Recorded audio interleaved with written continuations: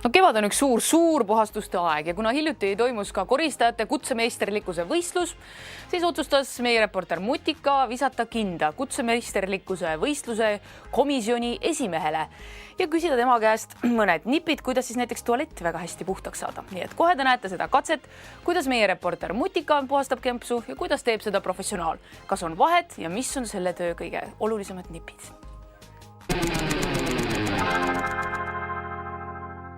Koristamisest on tänapäeval saanud täiesti omaette äriharu ja me hakkame selle äriharu võimekust testima. Mina ei tea koristamisest midagi, aga mul tuleb ikka aeg-ajalt WC-d puhastada. Meeste vets on siin ja ma hakkan seda koristama. Ja minu vastu võistleb koristusekspert Helge. Helgel on siin minuga võrreldes muidugi täiesti ekspertvarustus kaasas. Ma pakin enda oma ka välja. Kuivatuspaber, vetsupuhastushari, lapid, feeri ja konkreetselt peldikupoti puhastamiseks mõeldud aine. No vot, see on see minu varustus. Helge, sinul on oluliselt rohkem asju kaasas. Nii, minul on siin kaasas paar mikrokiudlappi.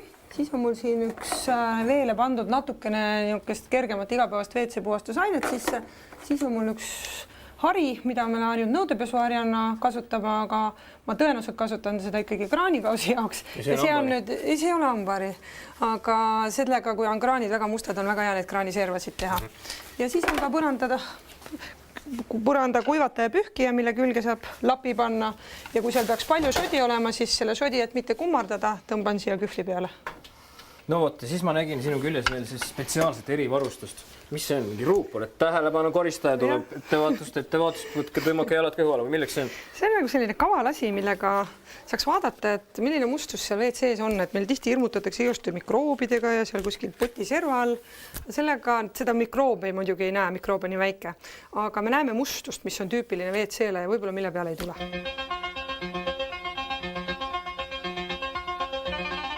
Mida see lamp nüüd näitab? See lamp näitab seda, et seal, kus on kas nüüd uriinipritsmed või potist tuleva veepritsmed või lamp näitab seda.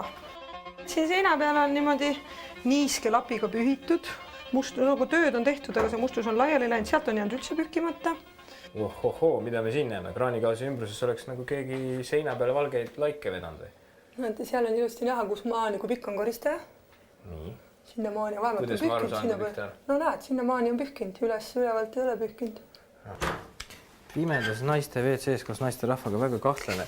Me kõigest vaatasime seal ultravioletse lambiga, kui palju on mustust. Meeste vetsus, mis sa ennustad, on rohkem või on vähem mustust? Teistmoodi on natuke. Teistmoodi mustus, väga huvitav.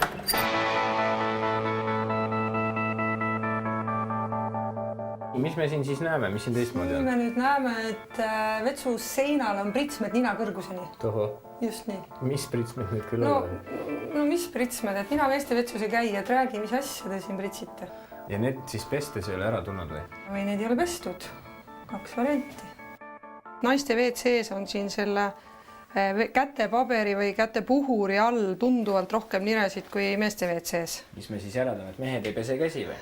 No kuskilt see vesi siia saab või need jäljed saavad, et naiste WC-s igal juhul kuidagi tekitatakse rohkem seda seina peale, seda ma võin küll öelda. Ja kraanikaasi ümbert on? On ka nagu natukene vähem ikkagi, kui naistel oli. Võib oletada, et pestakse vähem käsi siin meeste poolel? Ja võib oletada. Kuidas me siis võistleme? Lähme niimoodi korraga sisse ja vaatame... Kumbki teeb oma. No võt 10 minuti pärast peab siis kumbki oma WC-st välja hüppama ja näitama tulemuse ette. Valmis olla? Läks! Reporter rakendab kõigi WC välispindade küürimiseks levinud nõudepesuvahendit Feeri, mis on sidrunilõhnaline. Vetsupoti sisemuse lahti leotamiseks läheb käiku kange keemia nimega Harpic, seegi on lõhnastatud sidruniga. Peamiseks töövahendiks kujuneb abrasiivne nõudepesusvamm, pindade vahust vabastamiseks svammlapp ja lõppviimistluseks kuivatuspaber.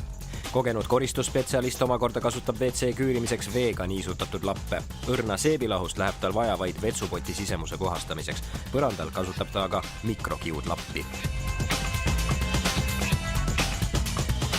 Helge, ma nüüd siin natuke möllasin ja mis sa siis kostad, on väga ulve?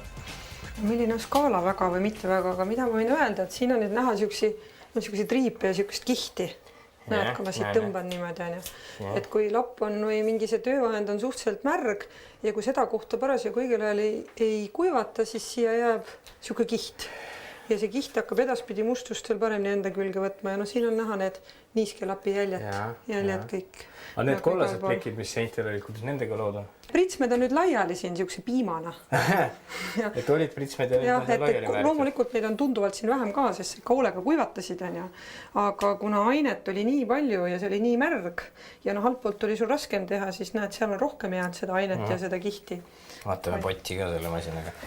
Oled rahul? Jaa, pott oli enne ka täitsa okei. Pott ei olnud kõva pesta? Tavaliselt ma arvan, et ma olen üle 1000 vetsu selle lambiga vaadanud ja ma julgen öelda, et pott seest ja põrand on tavaliselt kõige puhtamata. Ja põrand?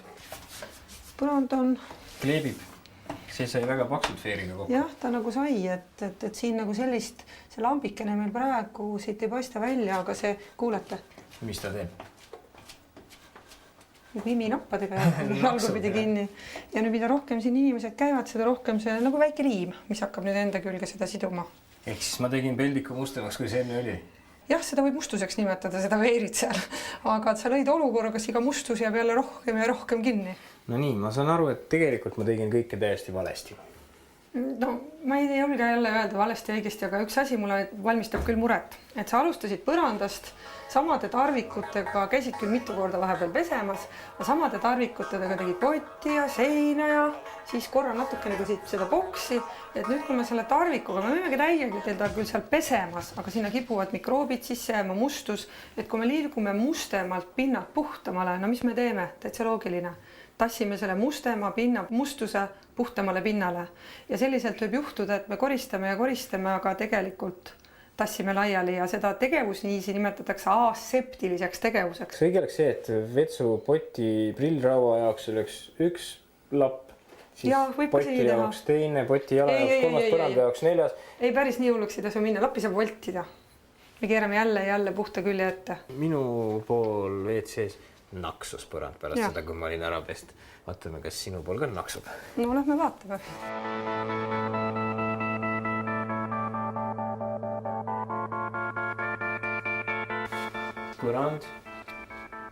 Põrand on väga puhas. Poti tagant on täiesti läikima löödud. Minu meelest seal, kus mina küürisin, oli kõvasti rohkem sellist halli laiku. Siin on ikka väga palju puhtam. Ega ikka ei naksu küll.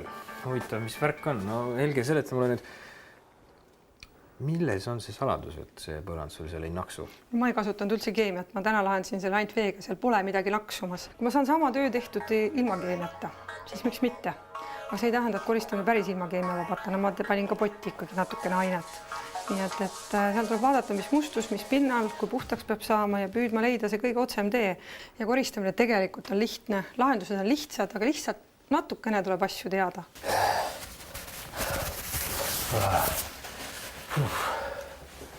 No ikka 10 minti ei läinud, läks kauem, läks 15.